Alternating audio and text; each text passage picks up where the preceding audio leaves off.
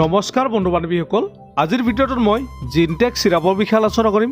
এই জিনটেক চিৰাপটো কি কামত ব্যৱহাৰ কৰা হয়, ইয়াতে কি কম্পজিশ্যন আছে, ইয়াৰ মূল্য কিমান, ইয়াৰ কোম্পানীটোৰ নাম কি, আৰু এই চিৰাপটো ব্যৱহাৰ কৰাৰ পিছত আপোনাৰ কি অসুবিধা হ'ব পাৰে আদিৰ বিষয়ে ভিডিঅ'টোত আলোচনা কৰিম। তো বন্ধু বান্ধৱীসকল, আপোনালোকে ভিডিঅ'টো স্কিপ নকৰাকৈ আৰম্ভণিৰ পৰা শেষলৈকে চাব। বন্ধুসকল, জিনটেক চিৰাপটো মেনুফেকচাৰ কৰিছে একুম ড্ৰাগছ এণ্ড ফাৰ্মাচিউটিকেল প্ৰাইভেট লিমিটেডে।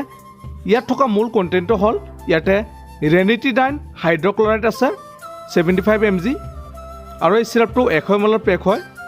এই চিৰাপটো মিণ্ট ফ্লেভাৰ আছে। বন্ধুসকল, ইয়াৰ মূল্য হ'ল 120 টকা। আপোনালোকে যিকোনো মেডিকেল ষ্ট'ৰত পাই যাব, অথবা আপোনালোকে অনলাইনত অৰ্ডাৰ কৰি কিনি ল'ব পাৰে। বন্ধুসকল, ভিডিঅ'টো আৰম্ভ কৰাৰ আগতে এটা অনুৰোধ জনাওঁ, যদিহে আপুনি এতিয়ালৈকে আমাৰ চেনেলটো ছাবস্ক্ৰাইব কৰা নাই, আপোনালোকে প্লিজ ছাবস্ক্ৰাইব কৰি দিব আৰু কাষত থকা বেল আইকনটো প্ৰেছ কৰি দিব। বন্ধুসকল, এই পেকটো মই খুলি দেখুৱাই আছোঁ। এয়া হ'ল জিনটেক চিৰাপ। বন্ধুসকল, জিনটেক চিৰাপটো গেষ্ট্ৰিকৰ সমস্যাৰ বাবে ব্যৱহাৰ কৰা হয়। যিসকল লোকৰ বা শিশুৰ অতিৰিক্ত গেছ হয়, বমি ভাৱ হয়, সদায় পেট ফুলি উঠে, বদ হজম হয়, কোনো খাদ্য খাবলৈ মন নাযায়, এনেকুৱা কণ্ডিশ্যনত এই জিনটেক চিৰাপটো ব্যৱহাৰ কৰা হয়।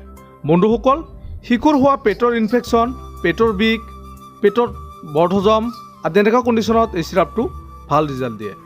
বন্ধুসকল, জিনটেক চিৰাপটো ব্যৱহাৰ কৰাৰ আগতে আপোনালোকে সদায় ডক্টৰৰ পৰামৰ্শ ল'ব। ডক্টৰৰ পৰামৰ্শ নোহোৱাকৈ আপোনালোকে কোনো ধৰণৰ মেডিচিন ব্যৱহাৰ নকৰিব। বন্ধুসকল, এই চিৰাপটোৰ ড'জ বা ব্যৱহাৰ সম্পৰ্কে জনাম, কেনেকৈ ব্যৱহাৰ কৰিব লাগে।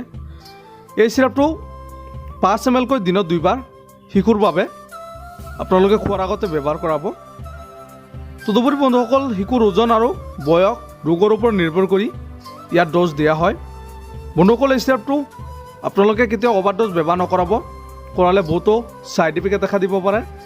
বন্ধুসকল, এই জিনটেক চিৰাপটো ব্যৱহাৰ কৰাৰ পিছত আপোনাৰ শিশুৰ বা আপোনাৰ ছাইড ইফেক্ট দেখা দিব পাৰে, যেনেকৈ আপোনাৰ এলাৰ্জিক ৰিয়েকশ্যন, ডায়েৰিয়া হোৱা, বমি হোৱা, মূৰ ঘূৰোৱা, এনেকুৱা ধৰণৰ সমস্যা দেখা দিব পাৰে। বন্ধুসকল, এইবোৰ হ'ল সাধাৰণ ছাইড ইফেক্ট।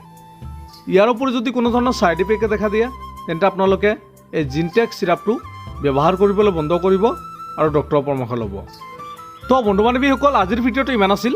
যদি ভিডিঅ'টো ভাল লাগে প্লিজ এটা লাইক কৰি দিব, আৰু এই জিনটেক চিৰাপটোৰ বিষয়ে অধিক জানিবৰ কাৰণে আপোনালোকে কমেণ্ট কৰি জনাই দিব পাৰে। ধন্যবাদ।